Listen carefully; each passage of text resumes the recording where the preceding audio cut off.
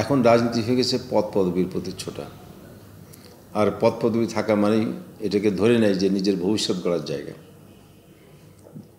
দেশের মানুষ এখন প্রচণ্ড উচ্চাভিলাষী, উচ্চাকাঙ্ক্ষী হয়ে গেছে। আমরা কেউ জানি না আমাদের কতটুকু হলে আমাদের মন সন্তুষ্ট হবে।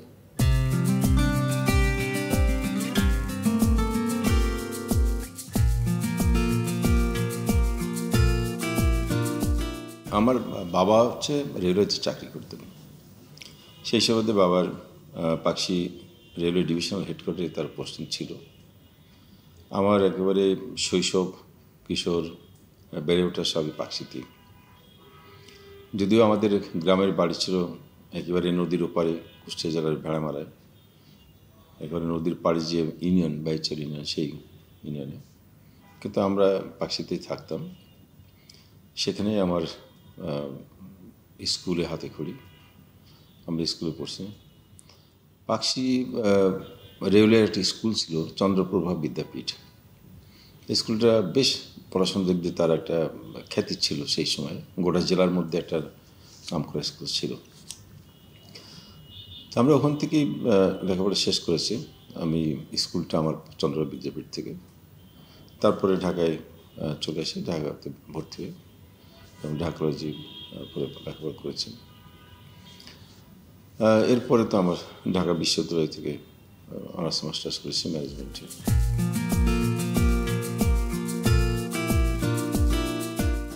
আমাদের পরিবারটাই রাজনীতি পরিবার ছিল।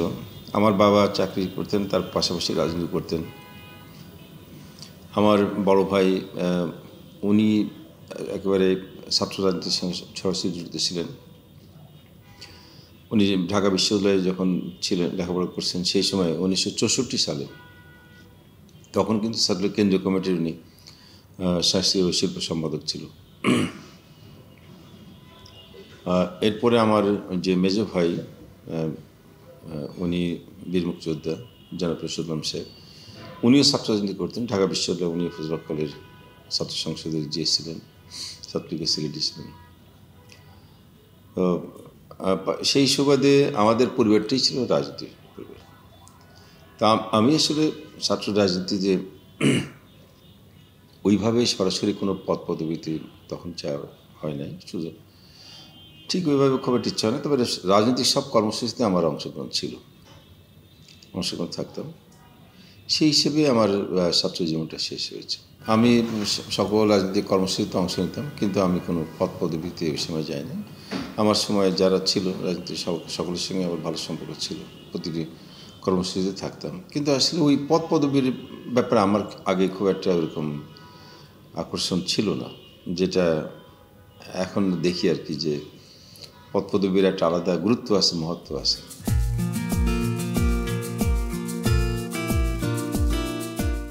আমি জানি না এখন কতটুকু মানুষ কিভাবে আমাকে দেখে।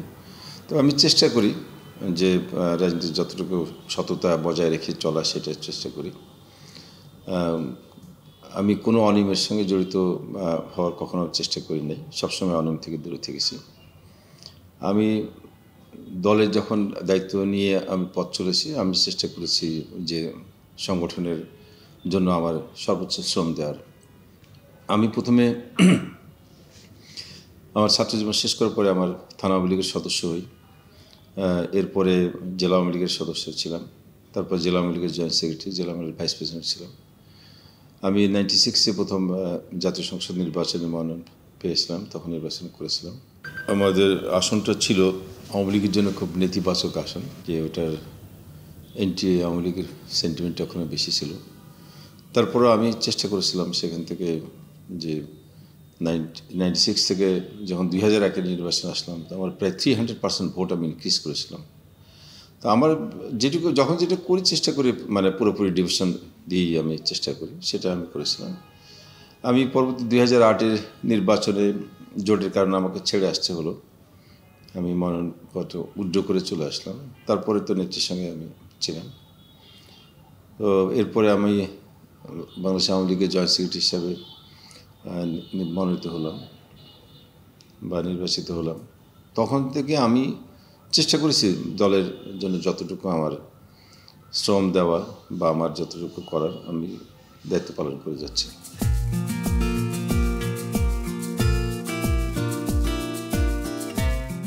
না, এটা তো আসলে বঙ্গবন্ধুর কোনো আছে। জনাব শেখ হাসিনা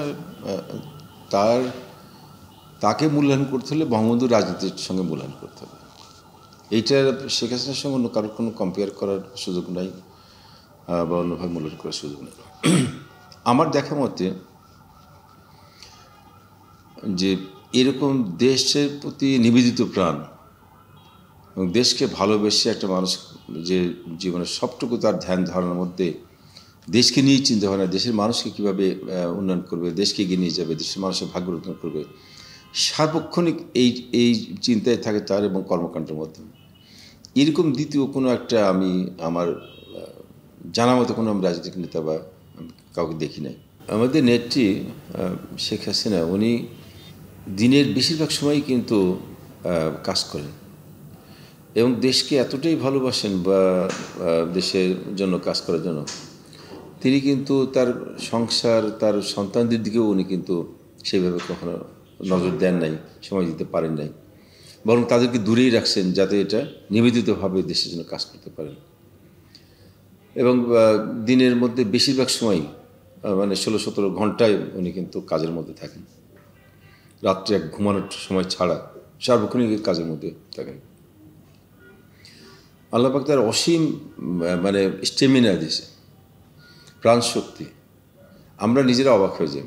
আমি বিশেষ সহকারী হিসেবে যখন ছিলাম তখন ওনার সঙ্গে অনেক সময় কাজ করেছি, অনেক সময় রাত্রে আমরা সাংগঠনিক বিষয় নিয়ে কাজ করেছি। যখন দেখেছি রাত্রে উনি সকালে উঠছেন, সকালে তো নেত্রী সবসময় ফজরের নামাজের সময় ওঠেন, উনি ফজরের নামাজ পড়ে কিছু কোরআন তেলাওয়াত করেন, তারপরে উনি ফাইল টাইল ওয়ার্ক করেন, এরপর অফিসে যান, অফিস থেকে তার দৈনন্দিন যে হয়তো কর্মসূচি থাকে সেগুলো শেষ করে বাসায় আসেন দুপুরে লাঞ্চে, আবার হয়তো বিকেলে প্রোগ্রাম না থাকলেও তখন বিভিন্ন লোকজন কলম থাকে সেগুলোর সঙ্গে বৈঠক করেন। এরকম ব্যস্ততার মাঝে দেখা গেছে আমাদের সঙ্গে রাত্রে হয়তো সন্ধ্যার পরে বসছেন, রাত্রে 11টা-12টা পর্যন্ত কাজ করছেন।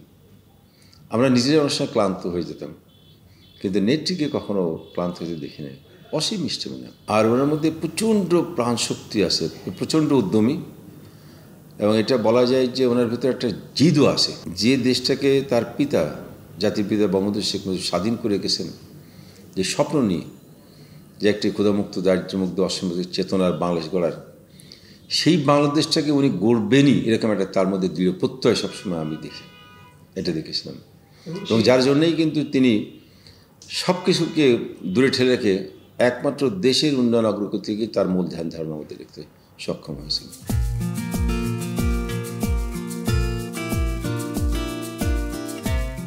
পদ্মা সেতুর বিষয়টা আমার কাছে একটু ভিন্ন মনে হয়েছে, যে এখানে ওনার যেটা জিত ছিল যে পদ্মা সেতু বিশ্বব্যাংক যে অর্থায়ন থেকে সরে গেলেন একটা কল্পিত অভিযোগের খাড়া করে, এই যে কল্পিত একটা জড়িত অভিযোগ করলো, এটার কারণে আমাদের নেত্রীর একটা জিত ছিল তার মধ্যে, যে এটা যে মিথ্যা ছিল সেটা একটা প্রমাণ করা, এবং এটা কারো সহযোগিতা ছাড়াই আমরা যে করতে পারি পদ্মা সেতুর মধ্যে একটা ব্রিজ, সেটা উনি করে দেখিয়ে দেওয়া, এবং সেটা করতে পেরেছেন। উনি এটা করে দেখিয়েছেন গোটা দেশবাসীকে, শুধু নয় বিশ্ববাসীকে, যে কেউ যদি দেশের ভালো কিছু করতে চান, তার মধ্যে যদি সততা থাকে, আন্তরিকতা থাকে এবং সে প্রত্যয় থাকে, তাহলে এটা করা সম্ভব।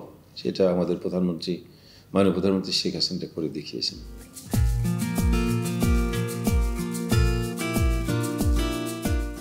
আসলে আমরা বঙ্গবন্ধুকে ওইভাবে কাছ থেকে দেখার খুব একটা সুযোগ পাই না, তবে তার আদর্শ ধারণ করে আমরা চলি। বঙ্গবন্ধুর সম্বন্ধে যেটা ইতিহাস থেকে আমরা দেখেছি, ইতিহাস পড়েছি, ইতিহাস থেকে তাকে যেটা জানা, দূর থেকে জানা, বঙ্গবন্ধু বাঙালি জাতির জন্য একটা মানে একটা সৃষ্টিকর্তা কর্তৃক বা আল্লাহ কর্তৃক একটা আমাদের আশীর্বাদ ছিল, যে বঙ্গবন্ধু টুঙ্গিপাড়ার মতো একটা একেবারেই অজপাড়া গায়ের থেকে জন্মগ্রহণ করে উনি যেভাবে উঠে এসেছিলেন, এবং যেভাবে ছাত্রজীবন থেকেই যখন কলকাতায় পড়েছেন কলেজ, তখন থেকেই মানুষের পাশে যেভাবে এসে দাঁড়িয়েছেন, এবং তার স্কুল লাইফ থেকেই কিন্তু এই যে মানুষের পাশে দাঁড়ানো, বিপদ আপদে মানুষকে সহায়তা করার যে মানসিকতা, এটা খুব বিরল ছিল। একদিকে ছিলেন তার প্রচণ্ড সাহসিকতা সম্পন্ন, একদিকে ছিলেন দেশপ্রেম, মানুষকে ভালোবাসা, এবং তার মধ্যে কঠোর একটা প্রত্যয় ছিল, যে প্রত্যয়টা আমরা দেখি বঙ্গবন্ধুর কন্যা মাননীয় প্রধানমন্ত্রী শেখ হাসিনার মধ্যে। যে দেশপ্রেমটা বঙ্গবন্ধুতে ছিল, সেইটাকে দেখি আমরা শেখ হাসিনার মধ্যে। বঙ্গবন্ধু যখন 1972 সালে পাকিস্তানের মিয়ামি কারাগার থেকে মুক্ত হয়ে যখন দেশে ফিরে আসলেন 10 জানুয়ারিতে, উনি কিন্তু বিমানবন্দর থেকে এই লাখো মানুষের স্রোতের মধ্যে যে শ্রদ্ধোদ্যানে যে বক্তব্য রেখেছিলেন, সেখানে বলেছেন, আমি এই বাংলাদেশে আর ফিরে আসতে পারবো কেন আমি জানতে পারি না। তো এই দেশ, এই মাটি আমি অনেক ভালোবাসি, এদেশের মানুষকে ভালোবাসি, এদেশের মানুষ আমাকে ভালোবাসে। তা আসলে বঙ্গবন্ধু এই দেশ, এই দেশের মাটি, মানুষকে অত্যন্ত ভালোবাসতেন, এবং কতটা ভালোবাসতেন সেটা তো তার জীবন দিয়ে উনি প্রমাণ রেখে গেছেন। যে উনি 32 নম্বরে একটা বাড়িতে একটা সরকার প্রধান, রাষ্ট্রপ্রধান হয়ে ওখানে থাকতেন, সেরকম নিরাপত্তারও কোনো ব্যবস্থা ছিল না। উনি এটা কখনো নেয়নি, উনি বিশ্বাস করতেন না, উনি কখনো ভাবতেনও না যে বাঙালি কোনোদিন কোনো বাঙালি তার উপরে আক্রমণ করে তাকে হত্যা করবে, এটা কখনো কল্পনাও করে নাই। যে বাঙালিদেরকে এত ভালোবেসেছেন, যে দেশের মানুষকে এত ভালোবেসেছেন, সেই দেশের মানুষ তাকে হত্যা করতে পারে, তারা আঘাত করতে পারে, এটা কোনোদিন বিশ্বাস করতে পারে না। কারণ বঙ্গবন্ধুর মধ্যে একটা যেমন একটা সম্মানীয় ক্ষমতা ছিল মানুষকে কাছে টানার, আবার তার বিশাল হৃদয় ছিল। আমরা দেখেছি, এবার শুনেছি আমরা, যে স্বাধীনতা যুদ্ধের আগে যারা মুসলিম লীগের ছিল অনেকেই, স্বাধীনতার পরে যারা অনেকেই কারাগারে ছিলেন মুসলিম লীগের নেতা হিসাবে, সেই অবস্থায় বঙ্গবন্ধু কিন্তু তাদের পরিবারকে সহায়তা করতেন, আর্থিক সহায়তা দিতেন। একজন রাজনীতিবিদ হিসাবে আর একজন রাজনীতিক প্রতি তাদের শ্রদ্ধা, তার প্রতি সহমর্মিতা, এটা আর কাউকে দেখা যায় না, যেটা বঙ্গবন্ধুর মধ্যে ছিলেন। যদিও মুসলিম সবর খান থেকে শুরু করে অনেকেই মুসলিম লীগের ছিলেন, তারপরে বঙ্গবন্ধু তাদের পরিবারকে সহায়তা করতেন সেই সময়। এটার মধ্যে দিয়ে এটা প্রমাণিত যে বঙ্গবন্ধু এদেশের মানুষকে ভালোবাসতেন সবচেয়ে বেশি। আগে মানুষ, তারপরে তার অন্য পরিচয়। বঙ্গবন্ধু সেই মানুষটাকেই ভালোবাসতেন।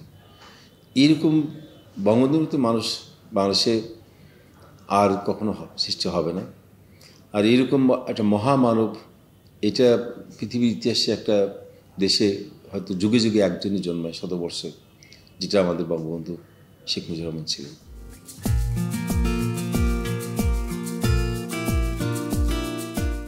বাংলাদেশে তো আমাদের অনেক স্বপ্ন বঙ্গবন্ধু দেখিয়েছিলেন। এই বাংলাদেশ হবে একটা ক্ষুধামুক্ত, দারিদ্র্যমুক্ত, অসামাজিক চেতনার, সকল ধর্ম বর্ণের একটা উন্নত আত্মমর্যাদশীল দেশ।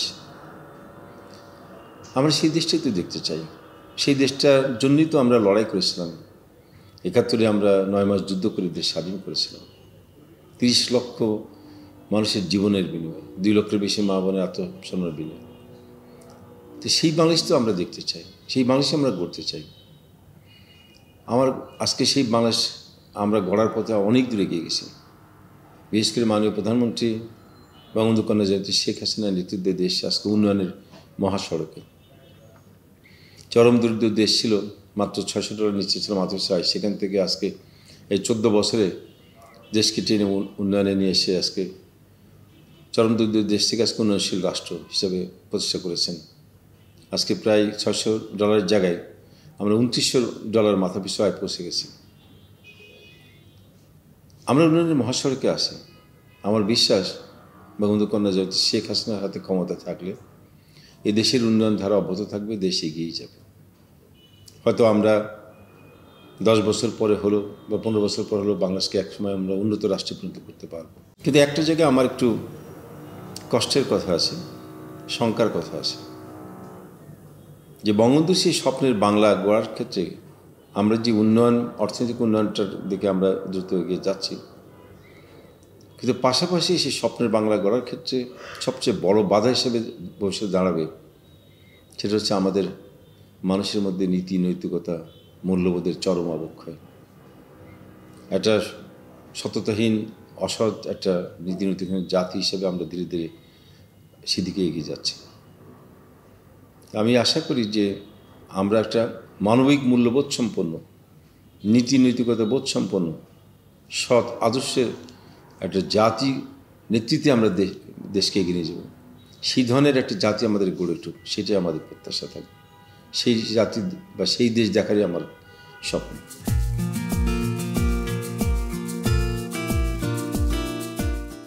তরুণ প্রজন্মের উদ্দেশ্যে অনেক কিছুই বলা আছে, কিন্তু কোনো বলাটাই আমার কাজে আসবে বলে মনে হয় না। কারণ হচ্ছে যে এখন রাজনীতি হয়ে গেছে পদ পদবীর প্রতি ছোটা, আর পদ পদবী থাকা মানেই এটাকে ধরে নেয় যে নিজের ভবিষ্যৎ গড়ার জায়গা।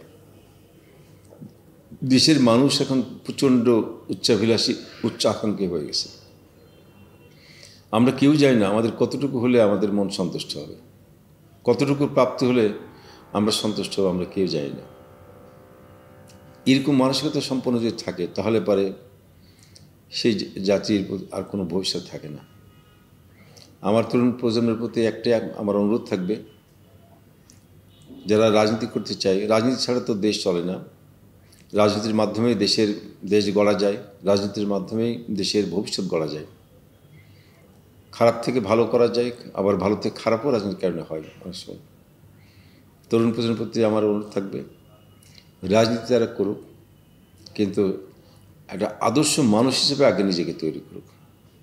নীতি নৈতিকতাপূর্ণ, মানবিক বোধসম্পন্ন মানুষ হিসেবে তারা গড়ে উঠুক, এবং সেই গড়ার ক্ষেত্রেই তারা যেন এগিয়ে যাক, এটাই আমার প্রত্যাশা।